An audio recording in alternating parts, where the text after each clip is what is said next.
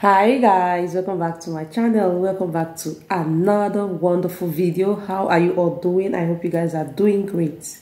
Guys, if you are just seeing me for the very first time, my name is Priscilla. Here we do all-round music and movie reaction, so please consider subscribing to my channel. Turn on your post notification bell so that anytime I put up a video, you'll be the first to be notified. So guys, on today's video we are going to be reacting on Ryan Shirley's top 10 places to visit in Poland. Please guys, try and check out his channel. I'll be leaving the link of the video in the description box. Please kindly check out his channel, subscribe to his channel. So guys, we are going to be reacting on top 10 places to visit in Poland. I'm super excited because this is the first time I'm reacting on, doing any reaction on Poland. So I'm super excited. So guys, let's check out this amazing video. Grab your popcorn, grab your drinks while we, dive in.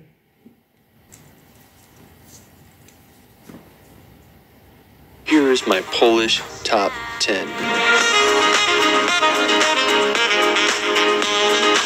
Poland is home to some of the world's most stunning landscapes.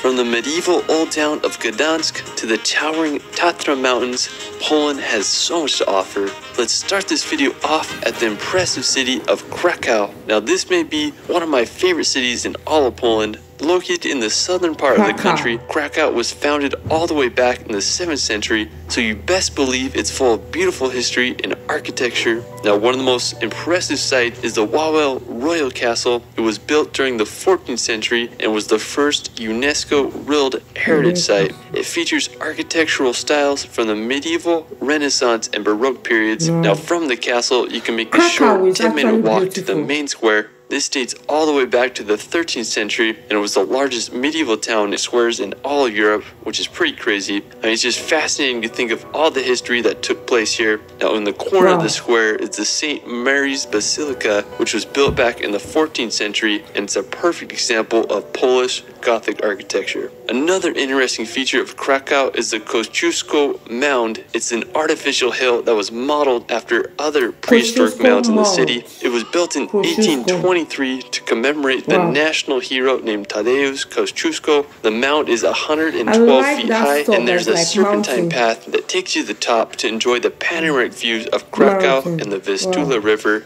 Krakow is just such an amazing city, and I hope y'all can visit. After Krakow, we're going to head to the Tatra Mountains. Now located about a 2-hour drive from Krakow, the Tatras are a stunning mountain range that straddles the Polish and Slovakian border. Now the best town to access the Tatras is Zakopane. Now located right at the base of the mountains, Zakopane is the perfect starting place for your mountain adventures. During the wintertime, Zakopane is an ideal place to go skiing, and in the summer months, it's a prime place to start your hike into the mountains. One of the most impressive spots in the Tatras is the Morskie Oko Lake. You can make the 16-kilometer round-trip trek to the scenic lake, which is such a phenomenon in all Europe, and they're home to plenty of wildlife, such as the Eurasian brown bear. I just love how the Tatras look. They have such unique and jagged look to them, and I just want to go hiking them this summer. Now, if you're into World War II history, you can visit the Memorial of Auschwitz concentration camps. This is located about an hour's drive from Krakow. Now, Auschwitz is infamously known to be one of the most horrific Nazi concentration camps. Over 1.1 million people died here.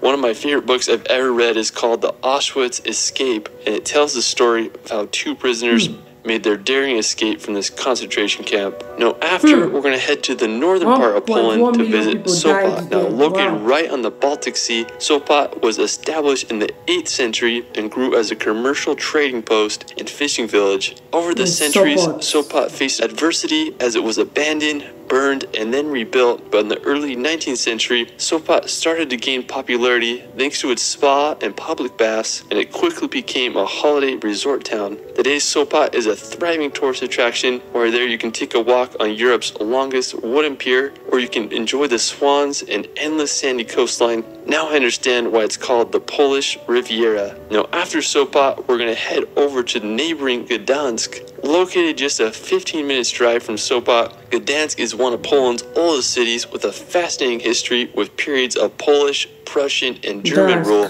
The earliest mention of Gdansk was in the year 997 AD, and during the Middle Ages, Gdansk grew as an important seaport and shipbuilding town. It rose to be one of the wealthiest and largest cities in Poland until Warsaw's rapid growth in the 18th century. Wow. Today, Gdansk is one of Poland's most beautiful cities. I mean, I just can't believe it's old town. It's full of these perfectly placed houses that seem to go on forever. Another really cool feature that I like about Gdansk is how the canal runs right along the old town. It's often full of ships, and it gives the city such a fun vibe. While you're there, you can just explore the streets of Old Town or take a walk along the canal. I mean, just such an incredible city. Now, just an hour's drive from Gdansk is the Malbork Castle. I mean, this is the largest castle in the world by land area, which is pretty crazy. It was built in the 13th century by the Teutonic Knights, who were German Catholic crusaders. And as the number of the knights grew, so did the castle, which encloses an area of 52 acres. I mean, it's just crazy to think that people were able to build such buildings back then.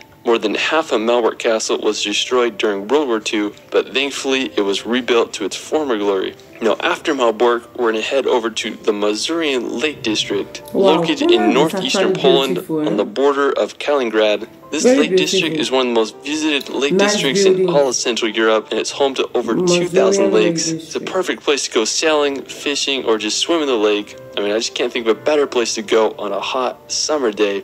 Now, aside from the lakes, the area is full of beautiful forests, perfect for hiking and exploring. The Masurian Lake District is definitely a hidden gem that deserves a visit.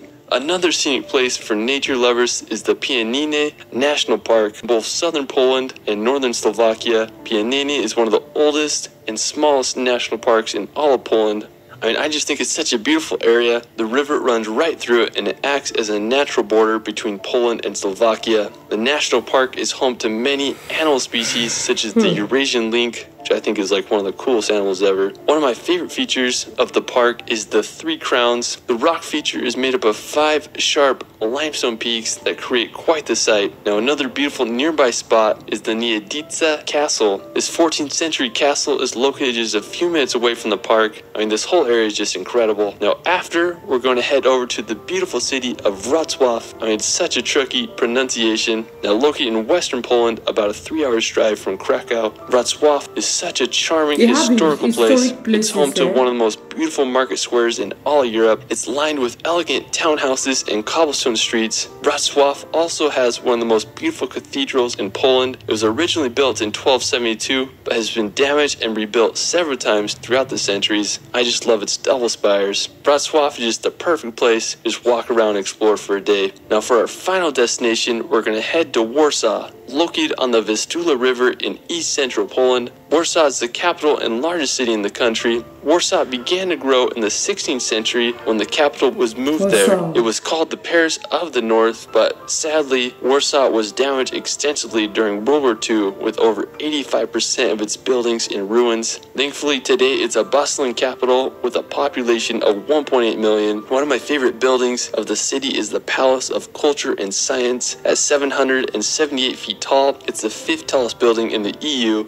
The crowning feature of the city is Warsaw's Old Town. It was established during the 13th century and is full of history and medieval architecture. Like the main part of the city, the Old Town was almost completely destroyed during World War II, but it was miraculously restored and was made a World Heritage Site in 1980. When you're there, you can just explore the square and marvel at all the history that took place in this medieval old town. Well, that is it for my Poland Top 10. Let me know where your favorite place is in Poland in the comments below. I also started a relaxation channel where I post hour-long films with calming music to bring some peace and nature in your life. I'll be doing a film on Poland very soon. You can find me on TikTok and Instagram at shirley.films. It's Ryan, and we will see you later.